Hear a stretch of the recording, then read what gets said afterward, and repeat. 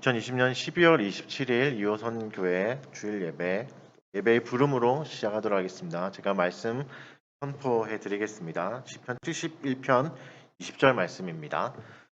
우리에게 여러 가지 심한 고난을 보이신 주께서 우리를 다시 살리시며 땅 깊은 곳에서 다시 이끌어 올리시이다. 아멘. 땅 깊은 곳까지 내려갔던 우리들을 주님이 또 예배 가운데 일으키시고 또 살리실 것입니다. 부르신 주님께 우리 화답하는 마음으로 우리의 신앙을 고백하겠습니다. 또 사도신경으로 신앙을 고백하는 시간 갖도록 하겠습니다. 전능하사 천지를 만드신 하나님 아버지를 내가 믿사오며 그 외아들 우리 주 예수 그리스도를 믿사오니 이는 성령으로 잉태하사 동정녀 마리아에게 나시고 본디오 빌라도에게 고난을 받으사 십자가에 못 박혀 죽으시고 장사한 지 사흘 만에 죽은 자 가운데서 다시 살아나시며 하늘에 오르사 전능하신 하나님 우편에 앉아 계시다가 저리로서 산 자와 죽은 자를 심판하러 오시리라. 성령을 믿사오며 거룩한 공회와 성도가 서로 교통하는 것과 죄를 사하여 주시는 것과 몸이 다시 사는 것과 영원히 사는 것을 믿사옵나이다. 아멘. 우리 시편 찬송 73편 찬양으로 또 주님께 우리의 신앙과 믿음을 고백하겠습니다. 73편입니다. 내가 항상 주와 함께 동행하올 때에 주님께서 내 오른손 붙드셨나이다. 나를 주의 교훈으로 늘 인도하시고 후일에는 영광으로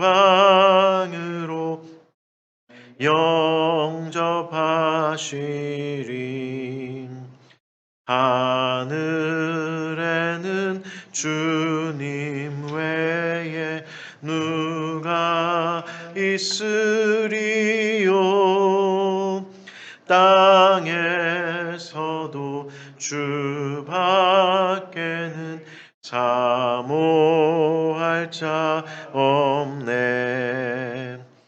내 육체와 내 마음은 쇠잔할지라도 하나님은 내 마음의 반석이 되신다. 주를 멀리 하는 자는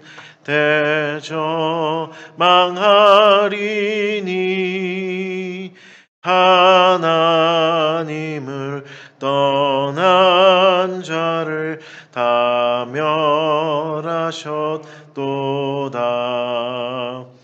하나님 가까이 함이 나에게 복이라. 내가 주의 모든 행사 전파하리이다. 아멘. 또 주님의 부르심에 따라 살지 못했던 또 우리의 연약함과 또 추악한 모습들, 또 말과 혀로 범죄했던 것들, 수많은 또 상처를 줬던 것들, 주를 사랑하지 못하고 이웃을 사랑하지 못했던 것들 우리 돌아보면서 회개하는 시간, 기도로 또 잠깐 기도하겠습니다. 참회의 기도 시간 갖겠습니다. 주님, 우리를 불쌍히 여겨주시고 인도해 주시옵소서. 하나님 앞에 직하지 못하고 순결하지 못하였던, 경건하지 못하였던 우리에게 작은 모습들 하나님 회개합니다. 아버지 하나님, 내 모습이 하나도 특별한 것이 없었던 것을 주님 기억하여 주십시오. 불쌍히 여겨 주시옵소서. 주의 은혜 없이는 살 수 없는 존재임을 다시 한 번 더 깨닫게 해주셔서 감사합니다. 그래서 주님 다시 은혜를 구합니다. 그 은혜로 우리를 살리시고 또 은혜답게 은혜 받은 자답게 행할 수 있도록 새 힘과 능력을 더하여 주십시오. 이웃을 사랑하지 못했고 또 주를 사랑하지 못했던 내 마음들 아버지 하나님 내 안에 가득 찬 이 자아의 이 헛된 욕망과 욕심들 나를 숭배하는 이 마음들 깨어 부숴 주시옵소서. 주님 우리 안에 말도 안 되는 여러 가지 생각들 우리를 괴롭히고 우리를 어지럽게 합니다. 그래서 주님 내 마음과 뜻과 힘과 모든 걸 다하여 주를 사랑할 수 있도록 생각에서도 주님을 사랑할 수 있도록 우리에게 성령의 능력을 더딥혀 주시옵소서. 주여 우리를 불쌍히 여겨주시고 인도하여 주시옵소서. 긍휼을 베풀어 주시고 이끌어가 주시옵소서. 사랑하는 주님 감사합니다. 하나님 또 1년의 마지막 주일 또 주님 앞에 나와서 예배 드리게 해주셔서 감사합니다. 연약함 가운데 있고 부족함 가운데 있는 우리들을 또 사랑해 주셔서 또 은혜로 이끌어 주신 것 너무나 감사합니다. 하나님 우리의 부족함 가운데도 여전히 우리를 사랑하여 주셔서 예배의 자리로 불러주시고 또 온라인이든 오프라인이든 어떤 모습과 상관없이 동일한 은혜를 허락해 주시는 것 감사합니다. 주님 우리의 연약함들 불쌍히 여겨 주시옵소서. 주를 사랑하지 못했던 아버지 그 내 육신을 사랑하고 육신의 정욕을 쫓았던 아버지 우리의 일주일을 주님 반성하고 돌이키며 또 회개합니다. 주여 불쌍히 여겨주시고 용서하여 주시옵소서.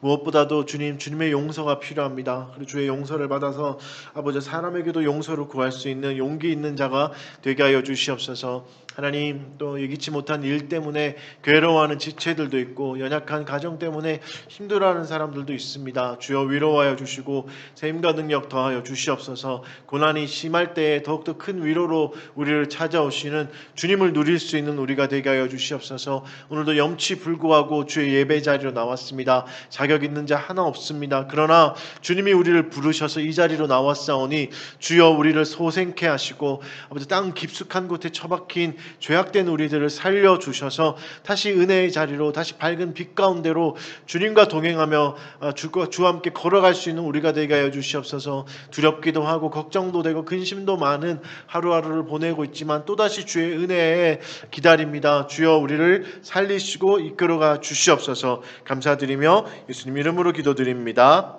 아멘. 말씀을 보겠습니다. 말씀은 에베소서 3장 1절부터 7절까지의 말씀입니다. 에베소서 3장 1절부터 7절까지의 말씀 제가 한번 읽어드리겠습니다. 이러므로 그리스도 예수의 일로 너희 이방인을 위하여 갇힌 자 된 나 바울이 말하거니와 너희를 위하여 내게 주신 하나님의 그 은혜의 경륜을 너희가 들었을 터이라. 곧 계시로 내게 비밀을 알게 하신 것은 내가 먼저 간단히 기록함과 같으니 그것을 읽으면 내가 그리스도의 비밀을 깨달은 것을 너희가 알 수 있으리라. 이제 그의 거룩한 사도들과 선지자들에게 성령으로 나타내신 것 같이 다른 세대에서는 사람의 아들들에게 알리지 아니하셨으니 이는 이방인들이 복음으로 말미암아 그리스도 예수 안에서 함께 상속자가 되고 함께 지체가 되고 함께 약속에 참여하는 자가 됨이라. 이 복음을 위하여 그의 능력이 역사하시는 대로 내게 주신 하나님의 은혜의 선물을 따라 내가 일꾼이 되었노라. 아멘. 오늘은 에베소서 8번째 시간입니다. 8번째 시간 때와 장소에 관한 복음이라는 제목 가지고 말씀 전하도록 하겠습니다. 로마의 황제 중에 이제 현명한 황제, 현왕이라고 말하는 왕들이 있는데 그 중에 마르크스 아우렐리우스라는 왕이 있어요. 명상록 뭐 이런 책도 이제 써서 이제 남아 있는 그런 왕이에요. 존경을 많이 받는 왕입니다. 그의 명상록에 이런 말이 있습니다. 좀 되게 중요한 좋은 말인데 이렇게 말을 해요. 바깥 일로 마음이 괴로운가? 그대를 힘들게 하는 것은 그 일이 아니라 그 일에 대한 그대의 자세, 그 판단은 지금 그대의 힘으로 얼마든지 몰아낼 수 있네. 이런 말이 있습니다. 상당히 이제 의미가 있는 말이죠. 또 우리가 이제 받아들일 수 있는 말이죠. 상황은 바꿀 수 없지만 이제 그 상황에 대처하는 자세, 나의 태도 이런 것은 바꿀 수 있다. 이런 말을 하는 말입니다. 사실 오늘 본문도 좀 그런 비슷한 이야기를 하고 있습니다. 오늘 본문은 이제 바울의 자기 인식으로부터 시작되거든요. 자기 인식이 이제 시작됩니다. 바울은 지금 어떤 상태냐면 감옥에 갇혀 있는 상태죠. 로마에 있는 감옥에 갇혀 있는 상태입니다. 죄수가 된 것입니다. 감옥이라는 곳은 우리가 생각하기 그냥 낭만적인 곳이 아니죠. 비참하고 괴로운 곳입니다. 감옥 생활을 20년 동안 하셨던 신영복이라는 분이 있어요. 아주 유명한 분이죠. 그분의 책 중에 이제 감옥으로부터의 사색이라는 책이 있는데 그 중에 이제 감옥에 대한 묘사가 나오는데 굉장히 처절합니다. 그럼 이분이 그렇게 설명해요. 겨울의 감옥은 그나마 견딜만하다. 좁은 감옥에 여러 명이 같이 있을 때 겨울에는 차라리 견딜 수 있다. 난방도 안 되지만 서로의 온기가 이제 체온이 되어줘서 체온이 난로가 되어서 이렇게 견딜 수 있다. 그런데 여름의 감옥이야말로 그야말로 지옥이 된다. 이렇게 말하거든요. 왜냐하면 옆에 사람의 온기가 자기를 죽일 것 같거든요. 그래서 여름이 되면 진짜 사리가 생긴대요. 이분이 그런 분이 아니라 굉장히 점잖은 분인데도 살해 충동이 막 죽이고 싶은 옆에 사람을 그런 충동이 일어난답니다. 여름엔 열 때문에 너무 힘들죠. 이런 곳이 감옥이죠. 어떤 곳이죠? 인간성을 잃어버리는 곳입니다. 정상적인 사람들도 가서 인간성을 잃어버리는 비참한 존재가 되는 곳이죠. 바울은 지금 그런 감옥에 있는 거예요. 신영복 선생이 있던 감옥은 그래도 최신실 현대식 감옥이었지만 2000년 전에 바울의 감옥은 더 심했겠죠. 열악한 환경이라고도 말하기도 부족한 최악의 환경에서 인간성을 그냥 잃어버릴 수 있는 비참한 가운데 있었던 것입니다. 사실 바울은 좀 전까지는 어땠죠? 대단한 기적을 일으키고 수많은 사람들이 이제 바라보던 그런 사람이죠. 마치 신으로 착각했던 사람도 있는 것처럼 그만큼 인기 있었고 능력 있었고 대단했던 사람인데 지금 인간 취급 못 받는 자리에 갇힌 겁니다.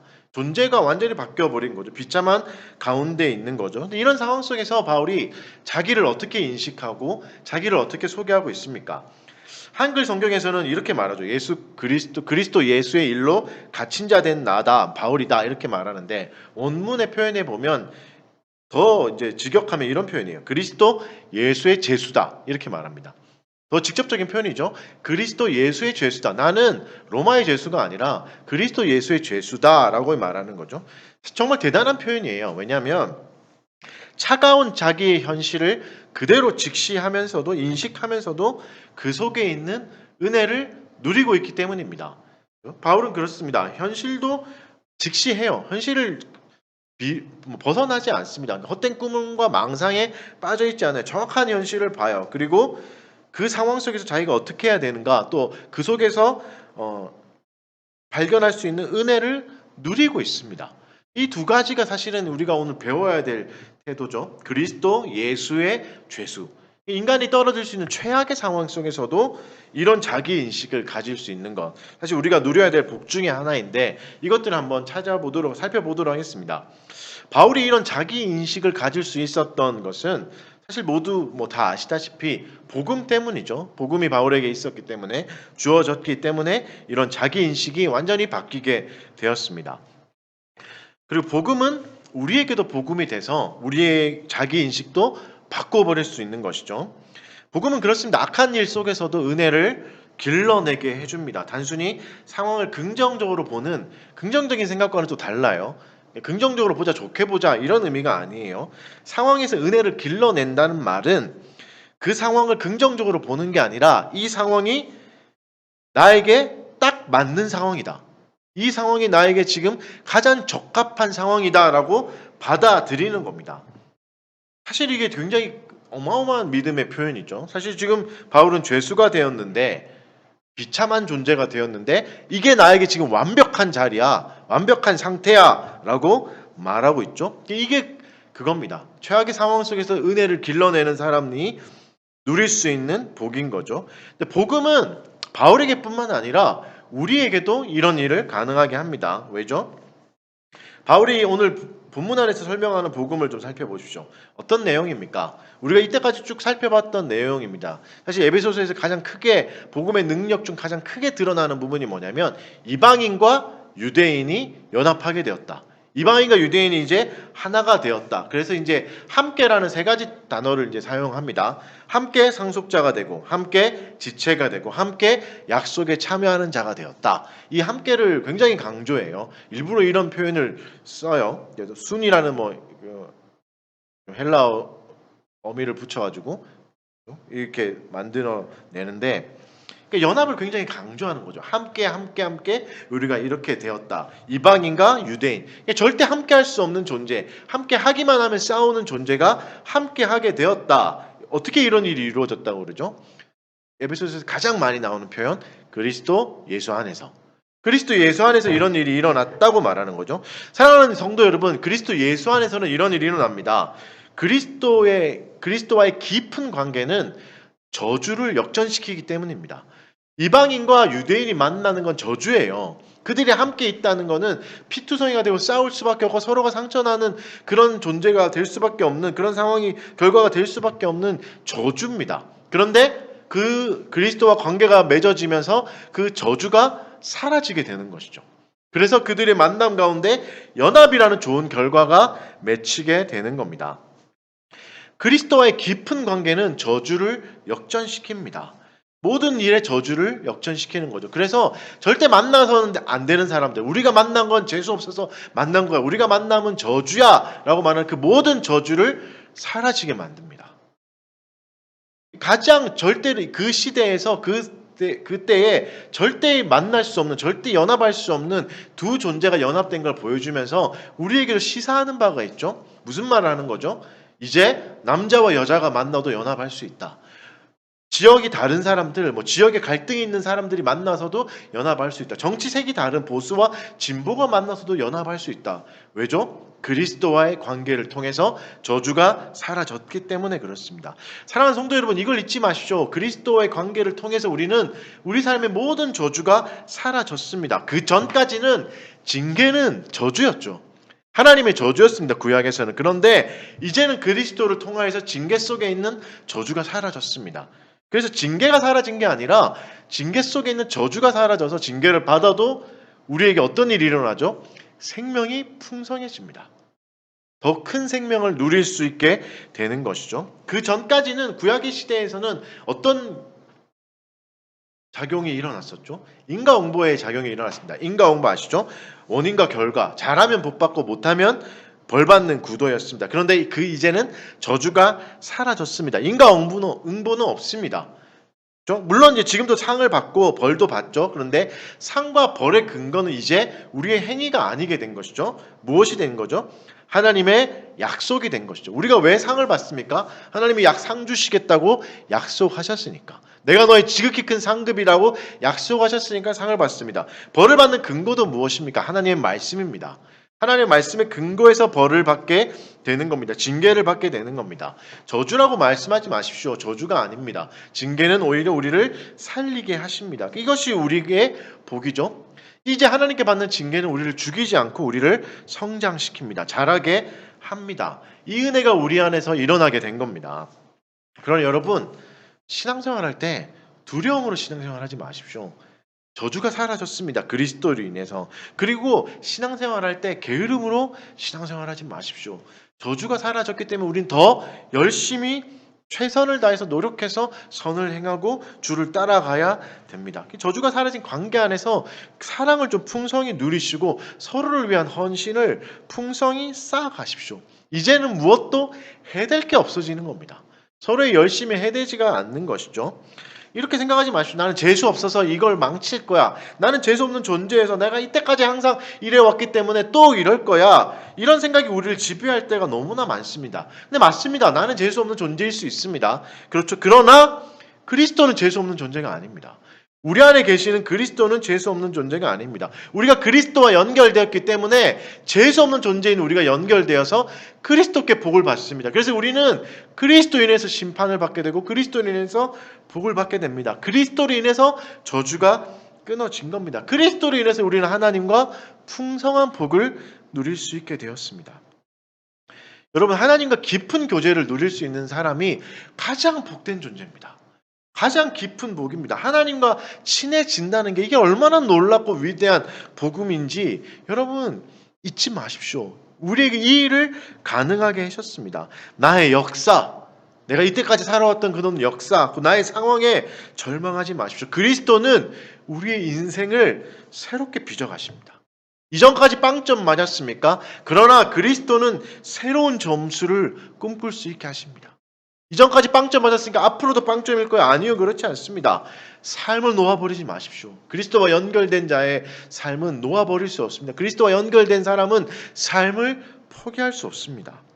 매 순간 진지하게 살아가셔야 됩니다. 비참한 삶을 살아가고 계십니까? 괜찮습니다. 그럼에도 불구하고 우리는 그곳에서 은혜를 발견해낼 수 있습니다. 그곳에서도 은혜가 있기 때문입니다.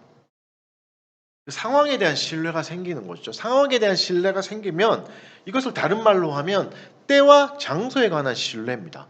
사실 우리를 가장 괴롭히는 게 이거거든요. 때와 장소. 지금 이때는 아닌 것 같은데, 이곳은 아닌 것 같은데, 이런 생각들이 자꾸 드는 것이죠. 그런데 본문에서는 복음의 때를 설명하고 있습니다. 어떻게 말하죠? 가장 완벽한 타이밍이다. 지금이 가장 좋은 때다라고 말하죠. 구약에서도 수많은 사람들이 예표를 받지만 뭐라 그랬죠? 장치들이 우리가 배웠듯이 그 수많은 장치들이 그리스도를 예표하고 있습니다. 제사나 성막 모든 것이 그리스도를 예표하고 있습니다. 왕, 선지자, 제사장의 직분도 그리스도를 예표하고 있습니다. 그러나 그 시대의 사람들은 깨닫지 못했죠. 왜죠? 그들이 무식해서가 아니라 아직 때가 아니었기 때문에. 그러나 그리스도가 오시고 신약의 시대가 시작되면서 마침내 하나님의 때가 되고 나서 그들이 깨닫게 된 겁니다. 아, 중보자가 그리스도구나. 구약에서 이토록 내내 표시했던 중보자가 우리가 만났던 그 예수구나 하면서 알게 된 것이죠. 이게 왜 이렇게 됐죠? 완벽한 타이밍에 하나님의 때가 되었기 때문에 이렇습니다. 그래서 여러분, 우리는 신약뿐만 아니라 구약에서도 이제는 하나님의 은혜의 복음을 발견할 수 있습니다. 왜죠? 완벽한 타이밍을 살고 있기 때문입니다. 하나님의 때는 완벽합니다. 하나님의 타이밍은 완벽합니다. 물론 우리는 하나님의 시간표를 받아들이기 어렵죠. 어려울 때가 너무 많습니다. 왜 하필 지금이야? 왜 이런 때에 나한테 이런 일이 생기나? 이런 생각을 충분히 할 수 있죠.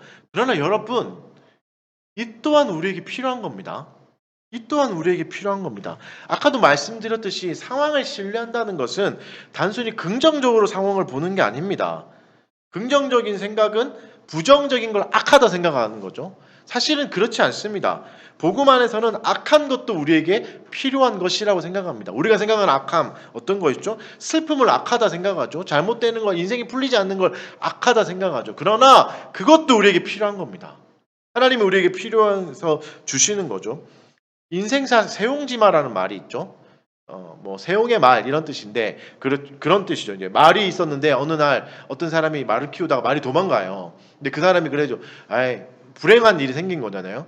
그러나 이게 또 좋은 일을 가져올 거야. 그래서 근데 말이 2마리를 가지고 옵니다. 1마리를 더 가져온 거죠.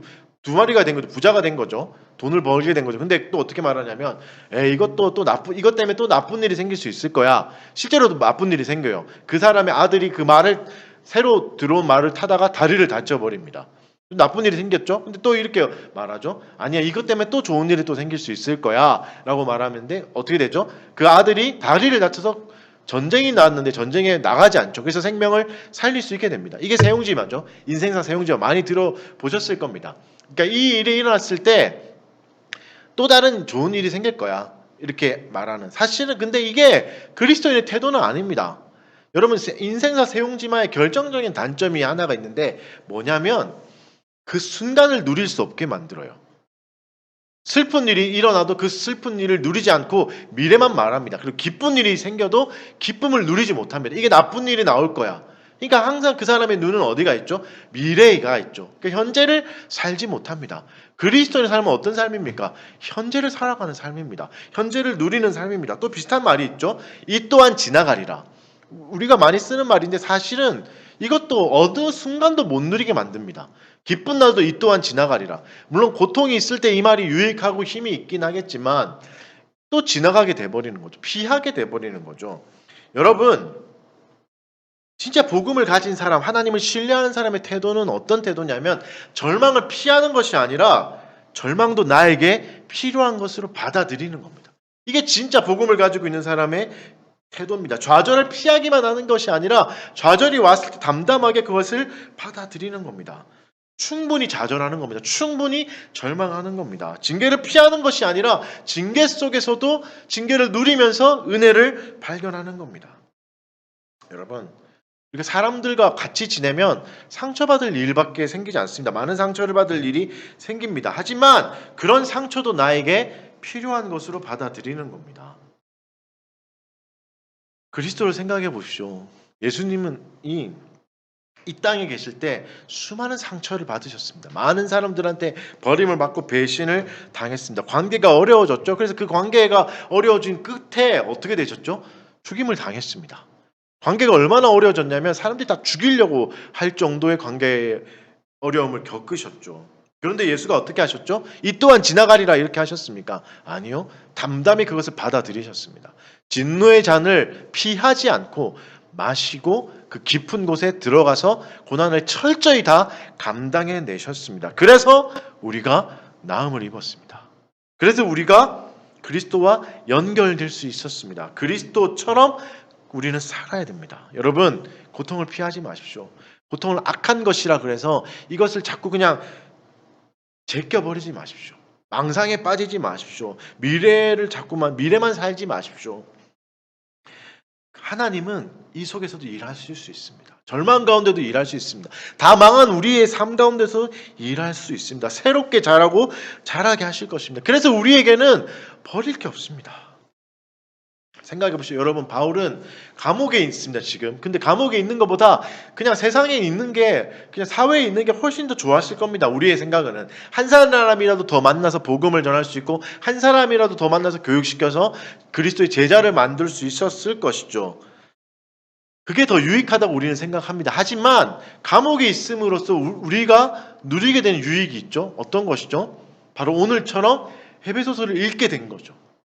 바울이 감옥에 있었기 때문에 편지를 쓰게 되고 그 편지가 남아서 우리에게까지 이어지게 된 겁니다. 만약에 바울이 감옥에 있지 않았으면 그 시대의 그 사람들만 귀로 듣기만 하고 사라졌을 겁니다. 기록물이 남아있기가 어려웠을 거예요. 근데 오히려 감옥에 감으로 인해서 성경이 남아버리죠. 그러니까 하나님이 고통 가운데서도 일하실 수 있습니다. 고통을 피하려고만 하지 마십시오. 그 상황을 받아들이십시오. 그 상황을 누리십시오. 기쁨만 누리는 것이 아니라 고통도 누리셔야 됩니다.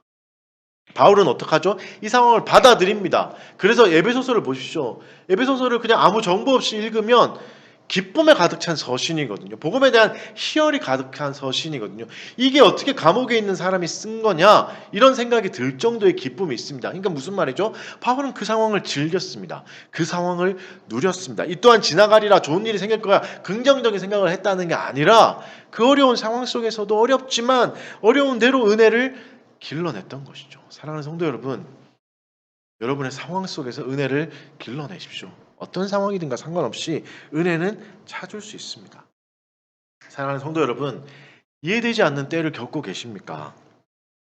아니면 그런 때를 겪고 오셨습니까? 그렇다면 위로의 말씀을 전합니다. 하나님이 고통이 큰 사람들에게, 상처가 많은 사람들에게 더 큰 위로를 주실 것입니다. 그런데 이것도 잊지 마십시오. 그런 시절들이 있었기 때문에 우리가 여기까지 온 게 된 것입니다. 그것은 무익한 일이 아니었습니다. 재수 없어서 일어난 일이 아니었습니다. 하나님이 그것도 사용하셔서 우리를 빚으셨습니다. 그것을 재료로 사용하셔서 빚어가셨습니다. 물론 나쁜 재료입니다. 그런데 하나님이 사용하셔서 그 재료를 재료로 만드신 거죠. 상처를 재료로 만드신 것이죠. 그러니 여러분, 과거와 화해하십시오.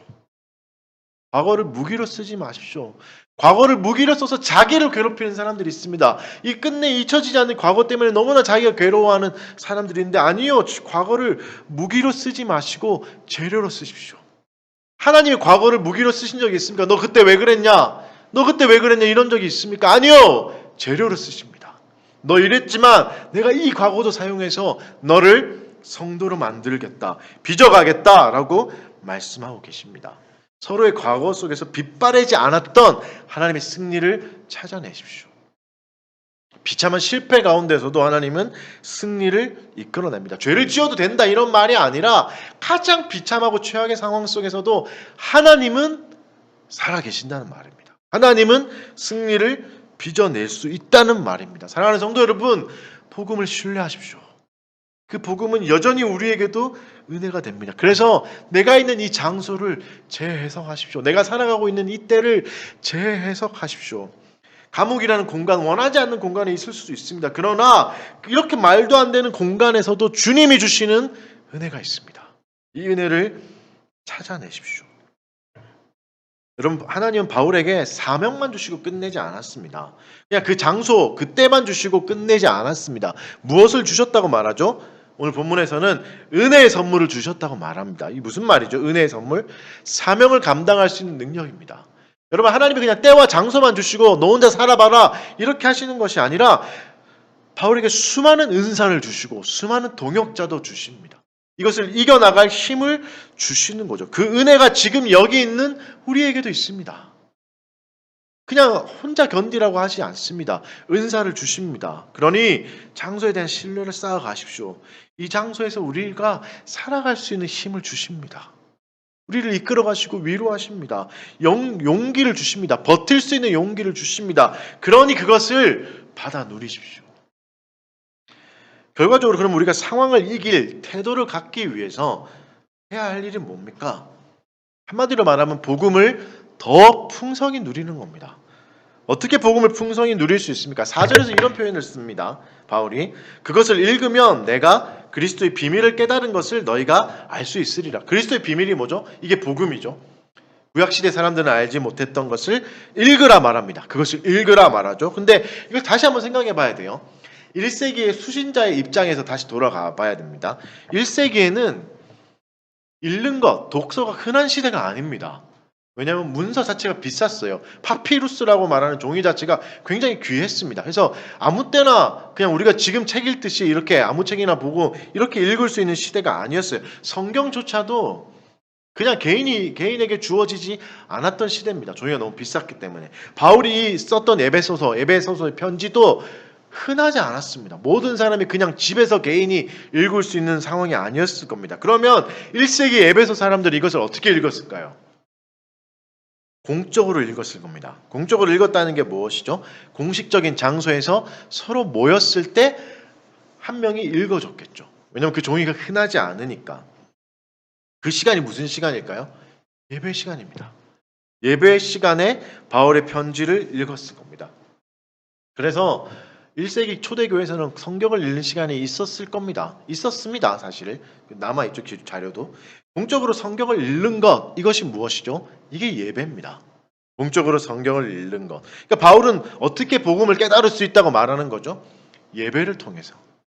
너희가 이 공적인 성경을 읽는 시간인 예배 시간을 통해서 복음을 누릴 수 있다라고 말하고 있죠. 여러분, 예배를 통해서 복음을 누리십시오. 예배를 사모하고 예배를 통해 만나게 될 하나님에 대해서 경외함을 가지십시오. 온라인 예배의 가장 큰 문제점이 사실 경외함을 너무 쉽게 잃어버릴 수 있다는 것이죠. 왜죠? 강제적으로 육체를 제어할 수 있는 수단이 없거든요. 지금 이렇게 이제 뭐 몇 명, 3분 정도가 나와 계신데 이렇게 되면 강제적으로 이렇게 설교자도 봐야 되고 하니까 자빠져 누워서 잘 수는 없잖아요. 그렇죠? 졸려도 이제 계속 눈을 뜨려고 이제 하는 노력들, 이게 강제적으로 몸이 구속됐기 때문에 그런 거 아닙니까? 근데 온라인이 되면 이 핸드폰 너머에 여러분이 어떻게 하고 계신지 저는 모릅니다. 뭐 누워서 자면서 할 수도 있고 한없이 흐트러질 수 있죠. 근데 여러분 이것을 경계하셔야 됩니다. 하나님에 대한 경외함을 잃어버리면 그리스도인이 모든 걸 다 잃어버린 겁니다. 그래서 자기 스스로 규칙을 정하셔야 됩니다. 그리고 강제성을 만들어 가셔야 됩니다. 나를 신뢰하지 마십시오. 물론 여러분은 누워서도 예배드려도 그리스도를 풍성히 누릴 수 있는 지식도 있고 능력도 있을 겁니다. 하지만 그 지식과 자기의 능력을 신뢰하지 마십시오.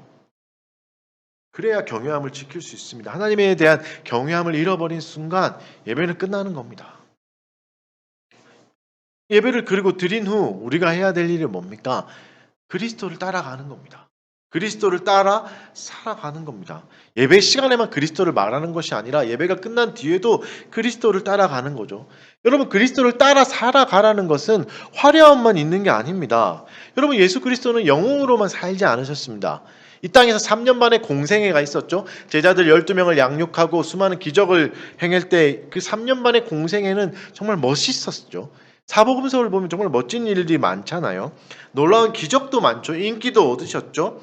하지만 우리가 본받아야 될 부분은 그 부분만 있는 게 아닙니다. 3년 만에 공생에만 있는 게 아닙니다. 그리스도의 나머지 30년, 성경에 기록되지 않았던 그 시간들도 우리는 본받아야 되죠. 그 말이 무슨 말이죠? 예수님은 공생애 전에는 어떻게 사셨습니까? 영웅이 아니라 평범한 사람으로 살아가셨습니다. 연약한 사람으로 살아가셨습니다. 그 자체가 그리스도께는 고난이었습니다. 우리도 그 모습을 따라가야 됩니다. 바울이 지금 보여주는 모습은 어떤 모습입니까? 복음으로 승승장구하고 설교하면 수많은 사람이 회심하고 그런 모습이 아니죠. 그리스도 예수의 죄수가 된 모습을 보여주죠. 이것을 부끄러워하지 않습니다. 그리스도를 따라가는 건 이런 겁니다. 화려함만 있는 게 아닙니다. 승승장구하는 것만 있는 게 아닙니다.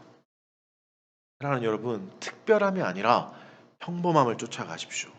아무 일도 일어나지 않는, 대단하지 않는 하루하루를 사랑하십시오. 그 하루하루가 쌓여서 특별함을 만들어가는 것이지, 특별함만 쫓아가면 아무것도 이루지 못합니다. 어떻게 보면 구약은 영웅들의 이야기가 많이 나오죠. 근데 신약에는 그런 얘기가 거의 나오지 않습니다. 왜죠? 신약 시대는 평범한 사람들이, ordinary people들이 모여서 교회를 세워가죠. 대단한 영웅들의 서사가 신약엔 잘 나오지 않습니다. 왜죠? 이제는 한 명의 평범한 사람들이 모여서 교회를 더 아름답게 빚어갈 수 있기 때문입니다. 왜죠? 그리스도 때문에. 그리스도 때문에. 그래서 여러분, 무명의 그리스도의 삶을 기억하십시오. 우리는 무명의 그리스도의 삶을 살아가야 됩니다. 그 삶이 우리를 더 단단하게 빚어갈 겁니다. 특별함만 사모하지 마십시오. 대단한 고백을 하고 대단한 노래를 하고 대단한 예배, 화려한 예배만 사모하지 마십시오. 그것이 나쁘다는 게 아니라 그것에서만 그치면 안 된다는 얘기를 하는 겁니다. 주님이 주신 때와 장소를 신뢰하십시오. 평범하게 살아가게 될, 아무 빛도 없는, 이름도 없게 살아가게 될 그 하루하루를 사랑하십시오. 하나님은 전지전능하십니다. 그분은 우리의 모든 것을 알고 계십니다. 그분의 실수로 우리가 여기 있는 게 아닙니다. 실수로 우리가 여기 있는 게 아닙니다. 그분의 철저한 계획과 성실한 일하심으로 우리는 여기까지 오게 된 겁니다. 그러니 우리의 때와 장소를 완전한 것으로 받아들이십시오. 하나님을 신뢰하십시오. 이때에 이곳에서 하나님은 우리를 살리실 겁니다. 하나님이 여러분을 보내신, 우리를 보내신 그 자리에서 하나님은 우리를 살리실 것입니다. 물론 상황을 바꿀 수 있는 영웅적 태도도 굉장히 멋진 겁니다. 하지만 우리는 훨씬 더 많은 시간을 상황을 바꾸는 데 아니라 태도를 바꾸는 데 투자해야 됩니다.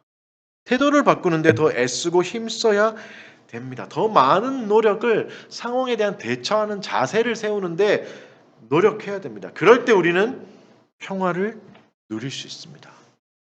사랑하는 이호선 교회 교우 여러분, 성도 여러분, 이때를 좀 누리십시오. 주님을 신뢰하십시오. 그분을 사랑하십시오. 때와 장소를 통해 일하실 주님을 기대하십시오. 피해야 될 것으로만 생각하지 마십시오. 내일부터 시작되는 그 하루를 피해야 될 것으로만 생각하지 마십시오. 빨리 지나가라 이렇게만 하지 마시고 그 하루를 좀 누리십시오. 수치스러울 수도 있습니다. 부끄러울 수도 있습니다. 창피할 수도 있어요. 그러나 그것도 나에게 필요한 겁니다. 해피엔딩의 영화만 좋은 영화가 아니잖아요. 때로는 새드 엔딩이 우리 인생에 더 깊이 남아 각인시킬 때도 있습니다. 그건 나쁜 게 아닙니다. 우리에게 필요한 겁니다. 하나님은 우리에게 주시는 그 모든 것을 다 받아 누리십시오. 그 평범함이 쌓여갔을 때 우리는 성숙한 그리스도인이 될 수 있을 것입니다. 매일매일 그리스도와 동행하면서 평범한 나를 쌓아가는 우리 이호선교회 교우들이 되시기를 주의 이름으로 축원합니다. 아멘. 우리 찬양 하나 합시다. 우리 들었던 말씀을 생각하면서 우리의 신앙을 고백하는 마음으로 찬송가 549장 내 주여 뜻대로 행하시옵소서 찬양 드리겠습니다. 내 주여 뜻대로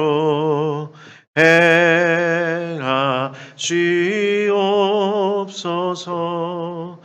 온 몸과 영혼을 다 주께 드리니 이 세상 고락가 주인 노하시고 날 주관하셔 하셔서 뜻대로 하소서. 내 주여 뜻대로 행하시옵소서. 큰 근심 중에도 낙심케 마소서. 주님 너 때로는 울기도 하셨네. 날 주관하셔서 뜻대로 하소서. 내 주여 뜻대로 행하시옵소서. 내 모든 일들을 다 주께 맡기고 저천성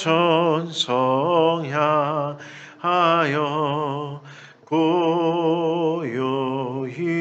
가리니 살든지 죽든지 뜻대로 하소서. 아멘.